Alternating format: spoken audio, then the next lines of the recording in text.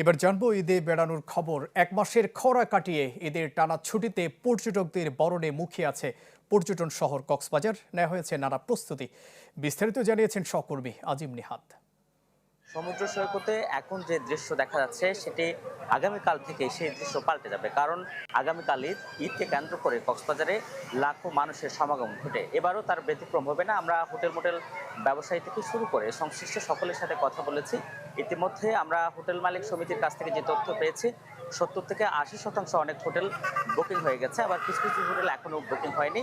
Hotel মালিকরা যেটি পরামর্শ দিচ্ছেন, যারা ঈদের ছুটিতে কক্সবাজারে বেড়াতে আসবেন তারা যেন অনলাইনে বুকিংটা নিশ্চিত করে কক্সবাজারে আসেন, এবং তারা বুকিং করার ক্ষেত্রে যাতে কোনো দালালের মাধ্যম না ধরে, যাতে করে তারা হয়রানির শিকার না হয়। তারপরেও যদি হয়রানির শিকার হয়, সেক্ষেত্রে জেলা প্রশাসনের নির্বাহী ম্যাজিস্ট্রেটের নেতৃত্বে একটি টিম রয়েছে, পর্যটন সেল। সেই সেলে যে কোনো সময়ে অভিযোগ করা যাবে, এবং সেখানে অভিযোগ করলে তাৎক্ষণিক প্রতিকার মিলবে বলে জেলা প্রশাসনের সূত্র থেকে জানিয়েছে। অন্যদিকে আমরা যেটি জেনেছি, টুরিস্ট পুলিশের পক্ষ থেকেও বেশ কিছু নিরাপত্তা টিম গঠন করা হয়েছে, যাতে করে ঈদের ছুটিতে লাখো পর্যটকের আগমনকে কেন্দ্র করে যে একটা চাপ তৈরি হবে, সেই চাপে যাতে কোনোভাবে দুর্ঘটনা না ঘটে এবং কোনো ধরনের ছিনতাই সহ কোনো ধরনের অপরাধ না ঘটে, সেজন্য তারা তৎপর থাকবেন। পাশাপাশি জেলা পুলিশেরও বেশ তৎপরতা থাকবে বলে আমাদেরকে জানিয়েছেন।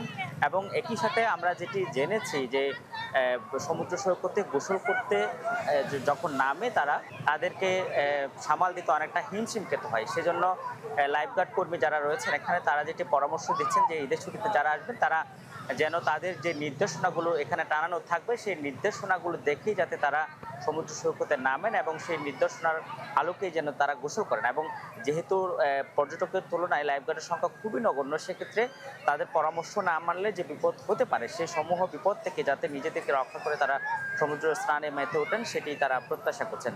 সব মিলিয়ে এবারের ঈদের ছুটিতে ব্যবসায়ী থেকে শুরু করে প্রশাসন সকলেরই একটাই প্রত্যাশা, লাখো পর্যটকের যে আগমন ঘটবে তারা যেন নিরাপদে ভ্রমণ শেষ করে যারা নির্বিঘ্নে বাড়ি ফিরতে পারে। একই সাথে এবারের ঈদের সবচেয়ে বড় যেটি পর্যটকদের জন্য সবচেয়ে বেশি বড় সুখবর, সেটি হচ্ছে যে সমুদ্র সৈকতে ঝুঁকি টাইপের যে জঞ্জালগুলো ছিল, সেগুলো স্বরাষ্ট্রমন্ত্রীর নির্দেশে সেগুলো সরিয়ে ফেলা হয়েছে। অর্থাৎ একটি উন্মুক্ত বীজ তারা এবার দেখতে পাবে এবারের ছুটিতে।